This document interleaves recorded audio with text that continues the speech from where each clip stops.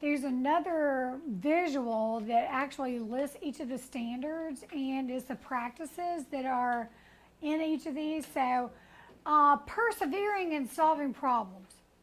When you look at the research, and I'm looking at M1, the first one on the math part. When you look at what our students do on international tests like PISA, they actually, our students give up on solving problems within 2 minutes. In any subject. Yes, but they give up, they just easily give up. I don't know if it's because we've been too quick at giving the right answers, or if we don't expect the perseverance, but we don't. And so, yes. Oh, no, just saying, I guess where you almost don't even expect it because there's this feigned helpfulness they have, and yet I've watched them when it's something like Minecraft, like even my own kids, they will go work at it until they get it, and it's Right. like, you do know how to do this. It's just selective, but it It's doesn't it's happen. very selective, Yeah. right?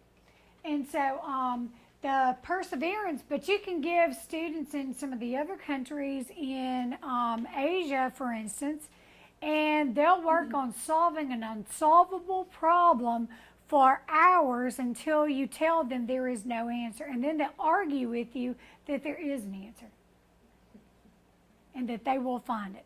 So there's a big difference in the way we have educated students and brought them up in this whole mindset. It's okay if you don't get it.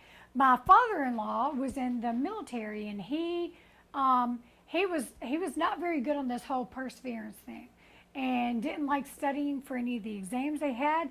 Well, his CEO finally called him in one day and said, "That's okay. There are plenty of jobs for stupid people."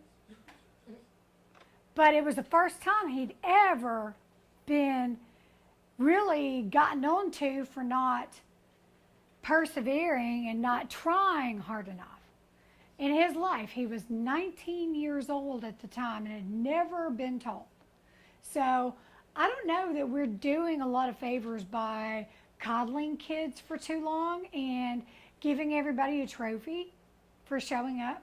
10th place participation. Participation, exactly. So my niece just graduated from a high school in Alabama where they actually do get first place, second place, third place trophies, and it's very competitive.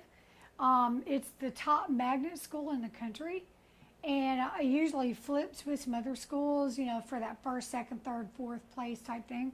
But those kids are super competitive from ninth grade. They go into the classroom, and those teachers just expect them to rise to the challenge.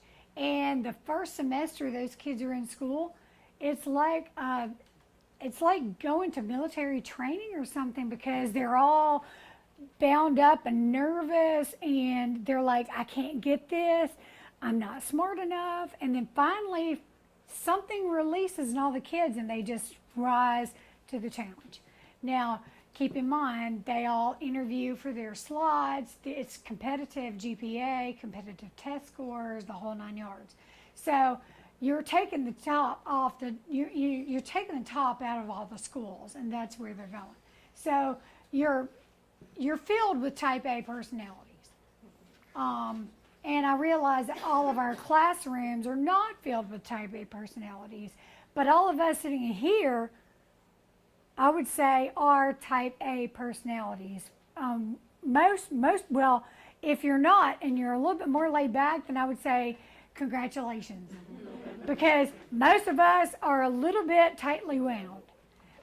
And we have our higher expectations for the students, and we expect them to rise to the challenge. And a lot of kids don't have that push from home.